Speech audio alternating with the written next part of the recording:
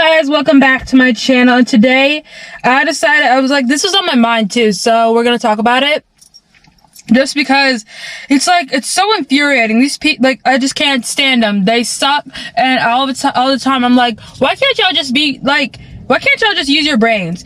And so today we're gonna be talking about horror movie parents. So, first up, we're gonna, like, look at the car. I did this all myself, you guys. I decorated the entire car by myself. My mom gave me the decorations, and I'm super grateful. So, here it is. Here's the little, not even little, here's the setup.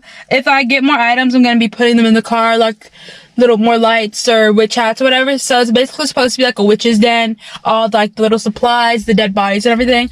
Dead Care Bears. I don't know if y'all can see back there, but hopefully you can. We're on the new area too though. So if you see anything in the background, just know it's a new area. And so I was like, we're gonna talk about horror movie parents. I'm undoing my jewelry, by the way. So if you hear anything, that's just the jewelry. But we're talking about horror movie characters, like parents specifically. Because I always think, if I was in this movie, it would have been over in like 5 minutes, right? Look, I'll talk about how I can survive some horror movies, but I'm just here to talk about the parents today because they don't use their brains, and I get so confused. So basically, like, I'm gonna give y'all some examples too, but y'all know how in the horror movies, the kids, sometimes the kid has an imaginary friend, or some, like, it's like all these different things. The kid has an imaginary, like, if y'all seen Brahms Boy 2, I loved that movie so much. But if y'all saw the movie, then you wouldn't understand, like, my concern. Am I really, like, confusion here? Because what do you mean I have an imaginary friend and my imaginary friend does not like you? If you told me that, I think I would have to leave you and your imaginary friend at that house. I really would. Because ain't no way. Like, imagine you're the parent. Okay, I'm gonna give you guys a scenario. I'm a parent, right? Imagine that. Now imagine me, like, imagine if my kid told me, like, my kid was screaming my name from the room and I came in there and, like, somebody's watching me from my window. If my kid told me somebody was watching me from their window, I can promise you they're not staying in that room. The next night, I'm calling a priest that night. And I'm not sleeping that night. I can promise you. Because what do you mean there's someone outside your window? What you mean? And it's even with, like, slasher films too, kinda. Cause it's like the kid always says, like, oh, there's somebody outside my window. And then the parents is like, it's just your imagination, sweetie. Go back to sleep. What? And then they all end up dead at the end of the week. And so, me personally, I'm just saying, me personally, that's not how that movie would go. If it were up to me, it's like, that didn't even happen in Brahms Boy, but I'm just telling you guys, like, I gave you that as an example. No way am I, like, my kid can tell me, I'm an imaginary friend. I was like, okay, sure, I guess. And then they say, my imaginary friend doesn't like you. My friend don't what? Your friend don't like me? Oh, okay. So then you're like, my friend is mad. Like, okay, yeah, we're not doing that.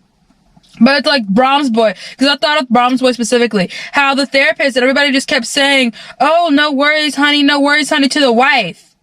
To the wife, y'all. And then the wife, it was like the worst thing too, because then at the end of it, I'm gonna spoil it for you guys. If you guys haven't seen it, I am so sorry.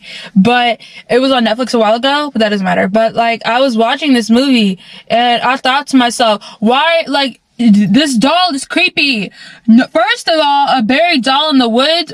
Why are you letting your child walk alone in the woods? That's the first thing. It doesn't even matter if it's not even really a woods, because it's basically somebody's backyard. It's the woods. It's the woods. I have a woods in my backyard. It might not be a big one, but it's still a woods. So, when people, like, when I see that, I always get so confused. I'm like, first of all, you're in a new place. Why are you letting your kid wander around by himself? It's different if he wandered off, but also at the same time, though, I'm a wanderer myself. I like to wander off from time to time. But I also know, like, I can also spot my dad from an aisle just by his head. Because I can. And so, I don't wander that often, I don't think. But I really just think about that, too. I'm like, why, though? Why are you doing all this? Then, okay, y'all seen Orphan? I'm gonna have to do a whole review on Orphan. But that dad made me so incredibly angry. Because it's like the obliviousness. It's crazy, too. And then he tried to, I'm gonna have to do a whole other video about Orphan. Because that movie, I love that movie so much. But the dad just makes me so angry. So, basically, if I was a parent in a horror movie and my child, it's like, because a lot of times in, like, the horror movies, like, the dolls or the imaginary friends or whatever, it's always, like, they don't believe them. It's always, oh, my friend said that they don't like you. that he doesn't like you, that she doesn't like you. Well, your friend here is not going to be your friend for any longer, because guess what? I will be having a shotgun. And so because I have a shotgun, just know that doll, I'm using the shotgun on the doll. I've seen Chucky, so I know you can't really get rid of it, but I'll get an exorcist. And then I'll leave that doll somewhere. And it's like, I just don't know, y'all. See, I don't know about certain doll movies too either, because it's like they follow you, and I'm like, oh no. Like, I wouldn't survive Chucky. I'd have to end up being his friend, and even eventually, he'd see my morals slipping through, and he'd have to kill me.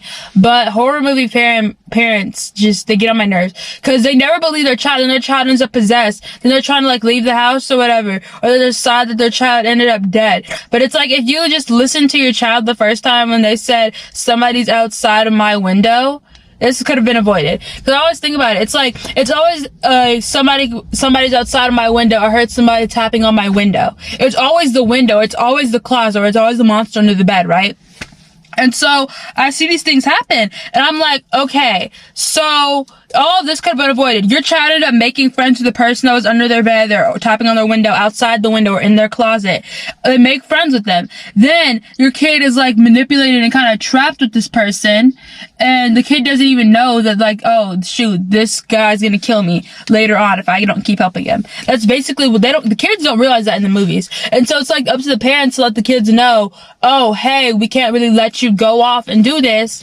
Like, what are you doing? If my child told me that if they had an imaginary friend that said somebody's in my like knocking on my door, somebody's in my room, and then you open the room, or if my child is screaming in their room, and then I run in the room and I look and nobody's there, like there's somebody over there, I do not care if it's like you. I'm not gonna chalk it up to their imagination. You tell me somebody's over there and you have a window in your room, your window's unlocked or whatever, I'm 100% believing you. I've seen way too many horror movies and way too many Lifetime movies to know. If that child tells me somebody's in their room, my instinct would be like, okay, I'm just not gonna assume you're imagining things. And if you don't have a sibling, if they don't have a sibling either, then it's like, okay then, clearly something's going on. So I'm gonna either have to call a priest, like an exorcist, or I'm just gonna have to, like, figure this out. I'm gonna have to move, honestly. Also, it's the same parents. Like, the parents are like, they know something's built on a graveyard. There's like all these haunted tales and memories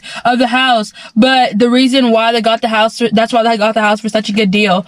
So you told me you bought a mansion with like this ancient story, with like this story that a whole family died here by somebody, and now they're haunting the place for vengeance, and you just so happen to be the long lost relative of the person that killed them all. And so now you're gonna buy this house knowing the legend and knowing the story, and then you're gonna be upset when they try and kill your kid, or when they possess your kid, or manipulate your kid into destroying you too. Like, be for real, please. Because it's like, personally, from my parents, I just think that if, like, they saw genuine concern or fear, they wouldn't chalk it up to being crazy at the end of the day. Because I always thought I was gonna get kidnapped, and I didn't say anything until we got in the car and we were at McDonald's, and they were like, oh no, because then my dad was like, oh, I would've followed him and stuff. I was like, oh, okay. And so I think if it's like they can tell it's like actually affecting you as genuine fear, my parents at least would be like, oh, okay, you don't have to sleep in here tonight. It's like, that's just how my parents are, I think. It's like, if they can tell it's not just me being dramatic, it's like they think I really do believe that I'm in like danger, or like I'm really scared, then they're not just gonna chalk it up to being dramatic at all. But yeah, it's like, I always think of that, and I'm like, you're not believing your kids, and then your kids either end up killing one of you, or your kid ends up possessed and dead. And so every time I'm just like, why would you do that? It's like those same parents that are like, they'll take their kids somewhere with like an ancient evil story. Me personally could not be me. If I knew that my child was like probably going somewhere super dangerous, like demonic dangerous, you're not going there. It's like, just like with Ouija boards, you don't fool with Ouija boards at all. And so if I had my own house and my own children and everything, and they thought they were going to bring a Ouija board into my house, I'd have to pray over every single room. I'd have to take out like the little olive oil that they have at the churches and stuff. I'd have to start praying over everything. And like, I'd probably have to exercise the place. And then I'm pretty sure I think I'd have to leave the house, honestly. It's just like Ouija boards and witches spells, or like two things I just can't get behind. Ouija board and like real witch spells like that. Like, I just can't get behind it. Like, I really can't. Like everything else, it's like, okay, kind of weird, but whatever. But Ouija boards, and it's like, I just can't get behind it, guys. Also, I'm probably going to talk about like zombie movies and why I'd survive one. But yeah, that's it. If you guys enjoyed this video, make sure you like, comment, subscribe. Tell me your thoughts on horror movie characters, because I really thought of Brahms Boy, and I thought of all these movies where the parents never believe their children until it's too late. And yeah, I will see y'all in the next one. Bye.